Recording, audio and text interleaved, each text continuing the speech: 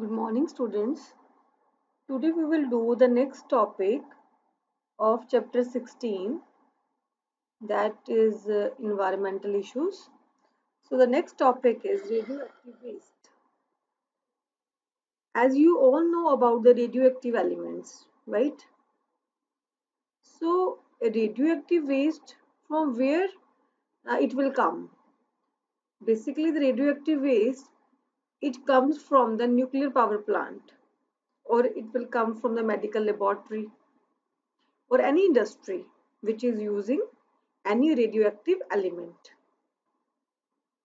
So the main problem is how we will handle this radioactive waste.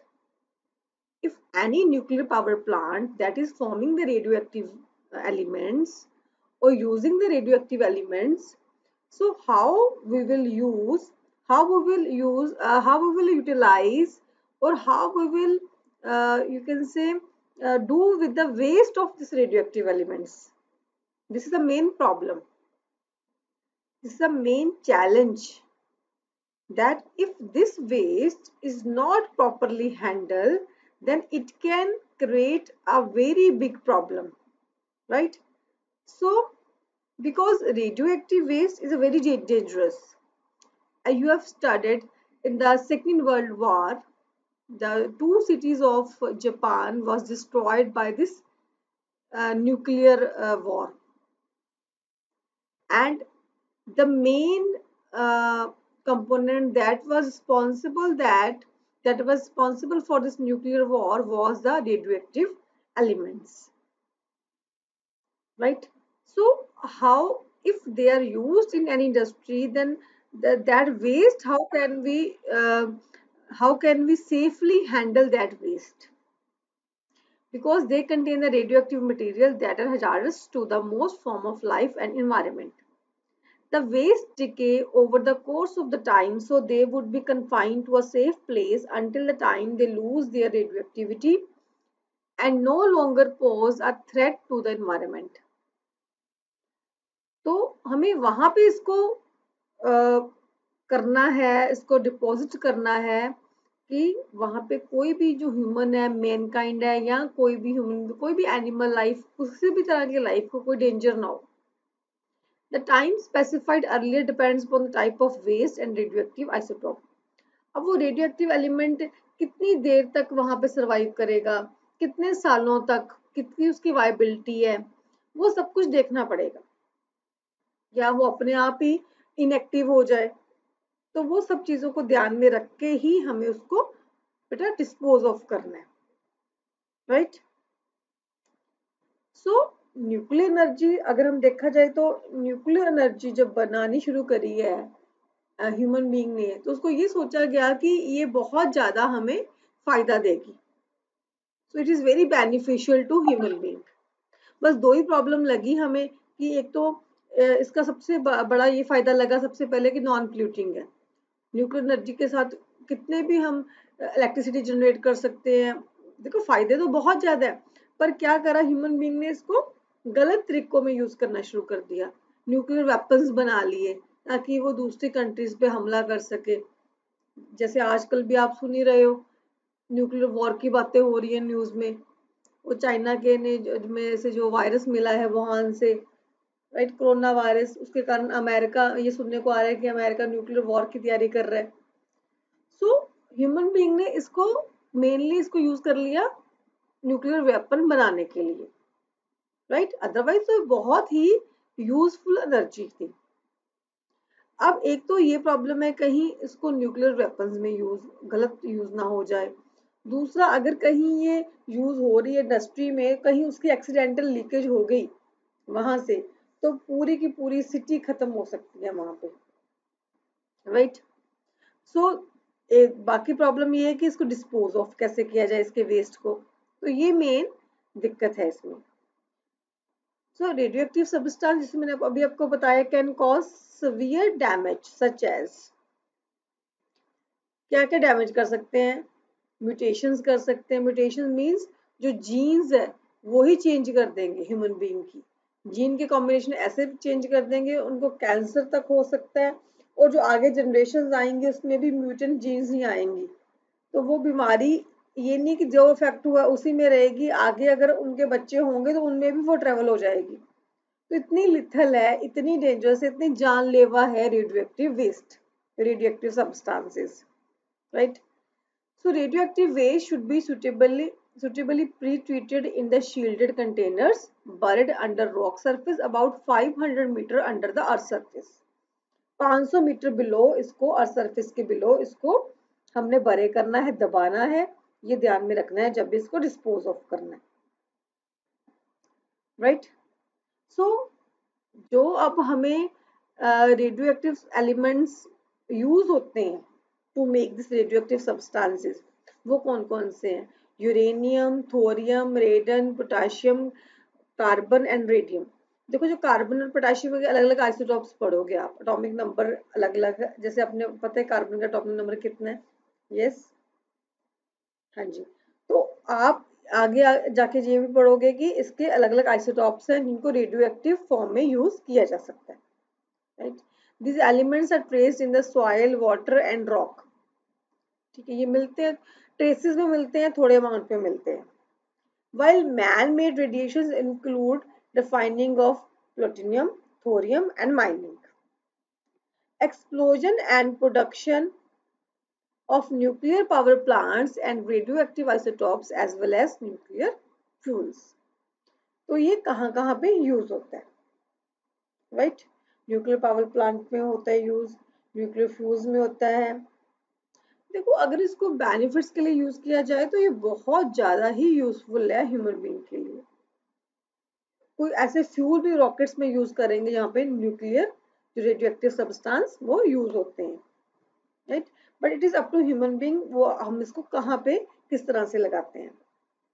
If someone is exposed to radioactive waves at level greater than the natural background, then it can be very, very dangerous to perilous to health, very dangerous to the health. देखो जो वैसे soil में मिलता है, थोड़ा बहुत हमें मिलता है radioactive substance, that is not much harmful, पर अगर ज्यादा मिले तो ये हार्मफुल हो सकता है। It can cause cancer, birth defects and other abnormalities, क्योंकि इसकी high level of radioactive waste के कारण। The government take care of the safe disposal of radioactive waste within their borders. The cycle of waste management is the possession, transportation, storage and disposal of waste. हमें देखना है कि वो जो radioactive waste है वो कहाँ पे है, किस तरह से लेके जाना है, फिर स्टोर करना है और किस तरह से डिस्पोज करना है हमें सॉइल के अंदर, किसे बरी करना है, राइट। तो ये मैंने एक पिक्चर देखी थी बायजूस में, तो वो मैं आपके लिए लेके आई हूँ। जो भी रेडियोएक्टिव सब्सटेंसेस होते हैं, रेडियोएक्टिव वेस्ट होती है, उनको अगर कहीं भी रखा जाता है, मान लो ये ड्रम्स में ये रेडियोएक्टिव वेस्ट है, तो ये सिंबल आपको मिलेगा बेटा। ये एक तरह का जैसे लग रहा है तीन ये मिले ना, तीन आपको इमेजेस नजर आ रहे हैं, ऐसे ट्राइंगल से नजर आ रहे हैं तीन। तो ये जो इमेज है इसका मतलब ये होता है कि यहाँ पे रेडियोएक्टिव सब्सटेंस है, राइट। ये इसको एक सिंबल दिया गया है। Radioactive pollution is the waste of water, air and other radioactive material. Without the safe disposal of radioactive waste, it can create life-threatening pollution and very unhealthy repercussions could follow from the waste if not disposed of properly. तो अगर उसको properly हमने dispose of नहीं किया तो बहुत problems create हो सकती हैं। To provide an example, the first atom bomb that exploded during the Second World War had the after effects that world can never forget. तो जैसे मैंने अभी आपको बताया कि हिरोशिमा और नागासाकी दो सिटीज थी जापान की, बिल्कुल खत्म ही होगी जब उनके ऊपर न्यूक्लियर बॉम्ब जो एटम बॉम्ब है वो उसने अमेरिका ने गिराया था। Flora and fauna were completely destroyed. जितने भी एनिमल प्लांट्स सब खत्म हो गए वहां पे। 30% of population were either burned और किल्ड बाय रेडिएशंस, या तो मर गए थे लोग या जल गए थे, and another 30% were seriously injured. Even with these results, the nuclear race is still going on between different nations that are also leading to radiation pollution.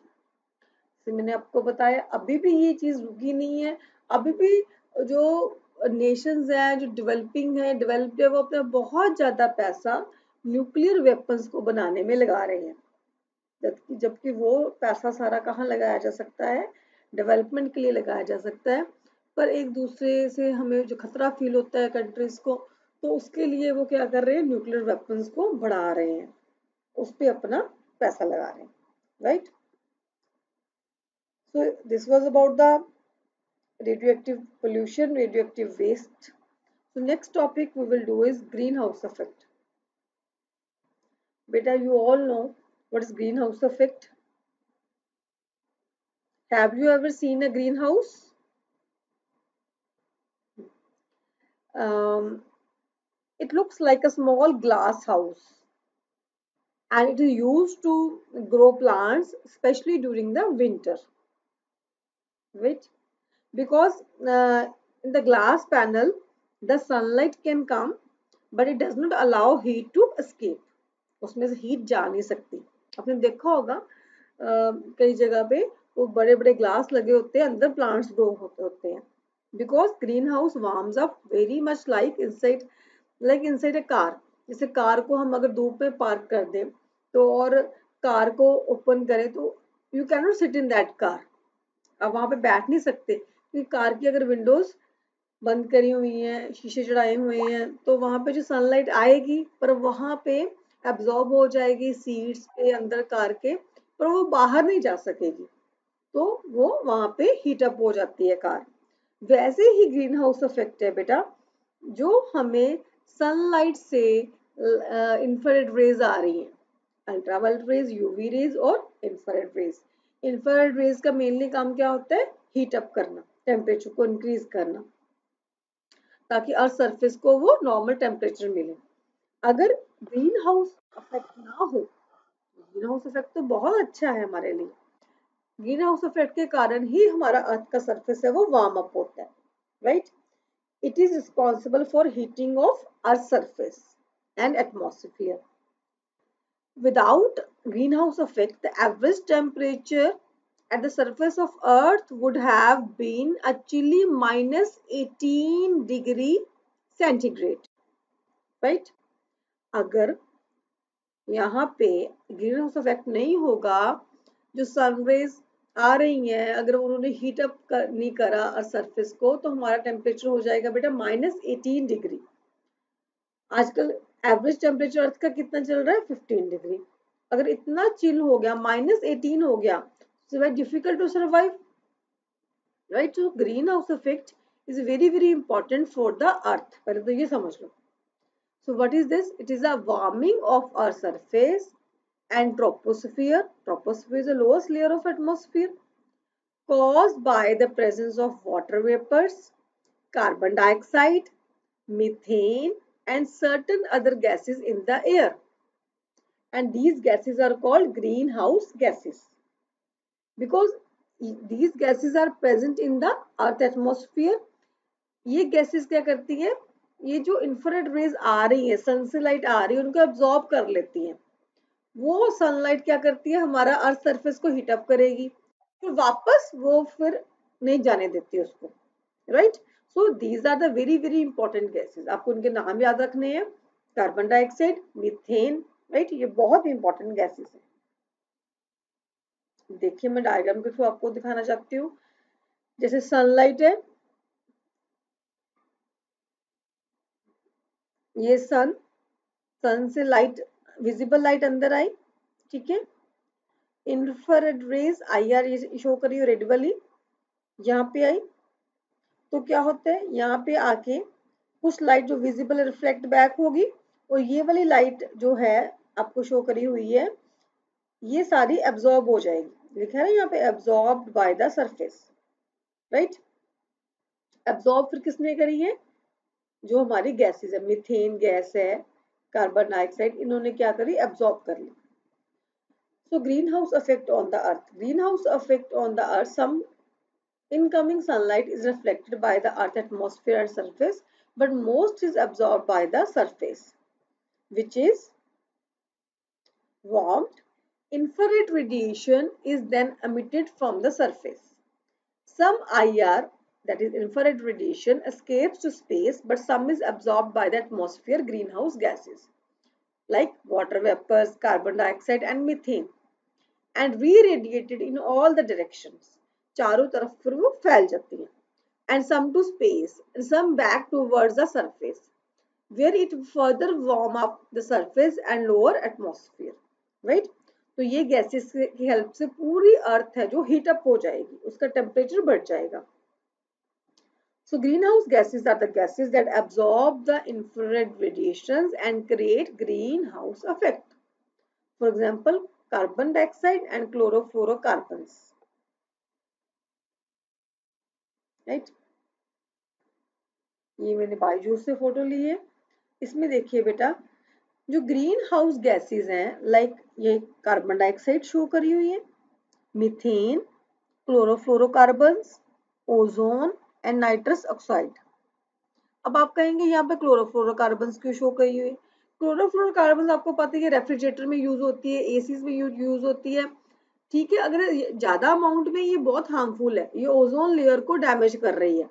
But in the small amount it is very necessary for the greenhouse effect.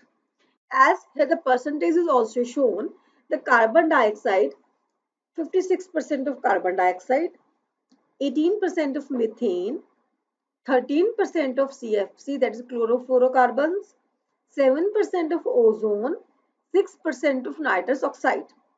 So in this ratio, these gases are required for the greenhouse effect. Right? So you will remember the names of all these gases. The question can come, the simple question can come of 2 marks or 1 mark. Name the greenhouse gases. So you will write the carbon dioxide, methane, CFC, ozone. You will write all these names, right? Never forget the names of greenhouse gases.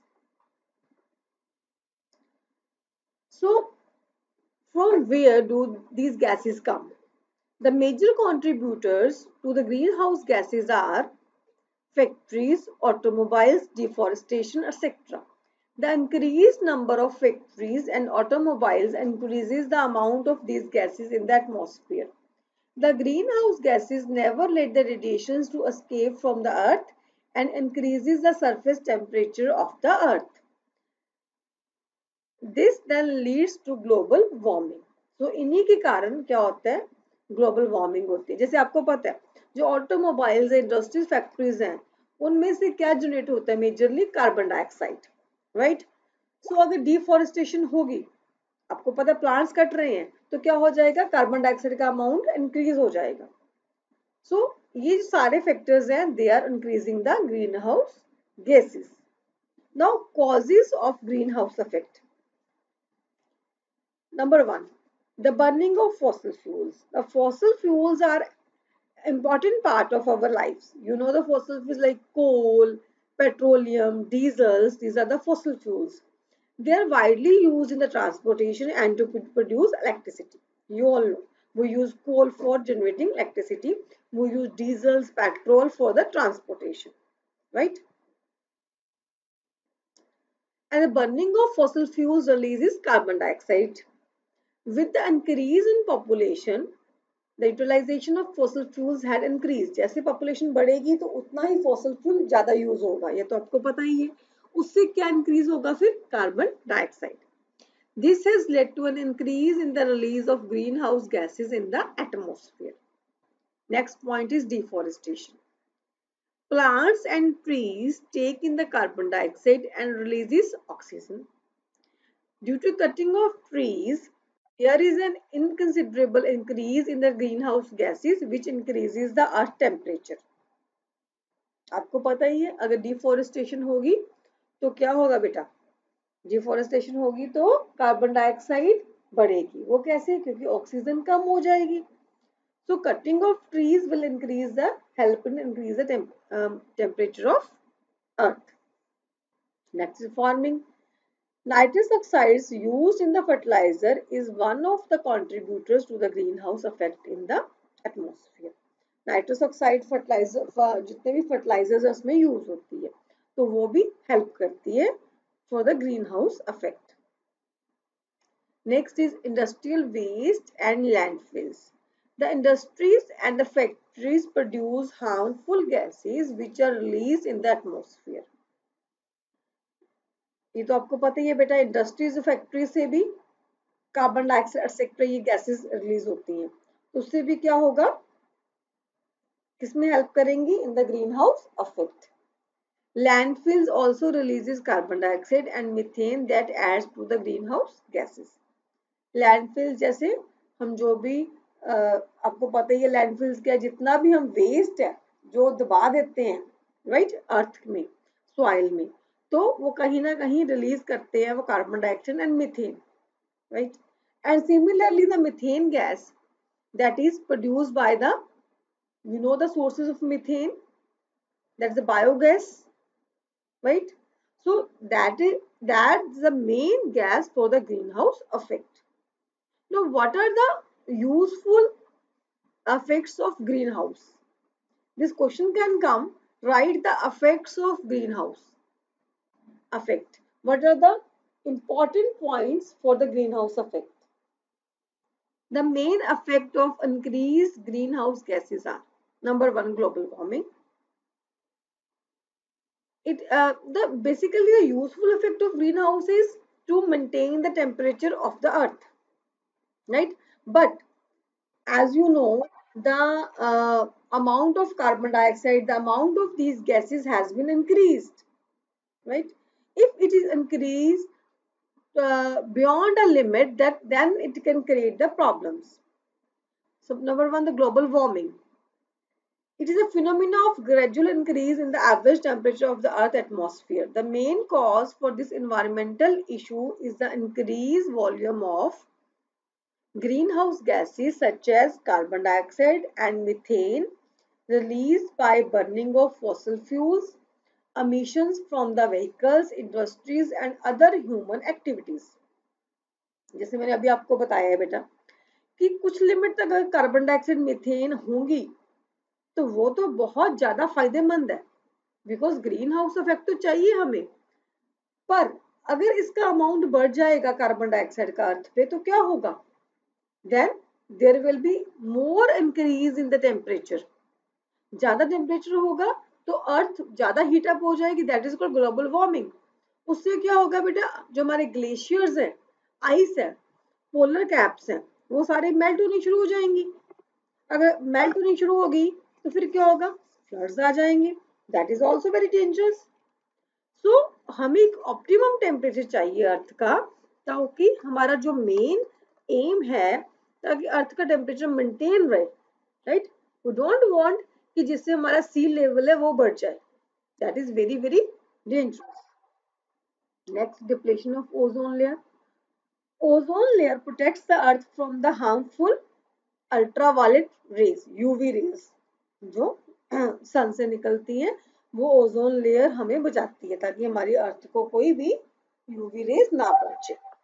But ये देखा गया है कि जो ozone layer है वो deplete हो रही है, वो क्या तो घिस रही है, वो कम हो रही है. ओजोन लेयर कहाँ पे प्रेजेंट है, स्ट्रेटोस्फीयर में. वहां पे ये कम क्यों हो रही है, थिन हो रही है, क्योंकि क्लोरोफ्लोरोकार्बन्स है, जो कार्बन डाइऑक्साइड है वो बहुत हार्मफुल है उसके लिए. किसके लिए, ओजोन लेयर के लिए. सो ओजोन लेयर को क्लोरोफ्लोरोकार्बन क्या कर रही है, खत्म कर रही है.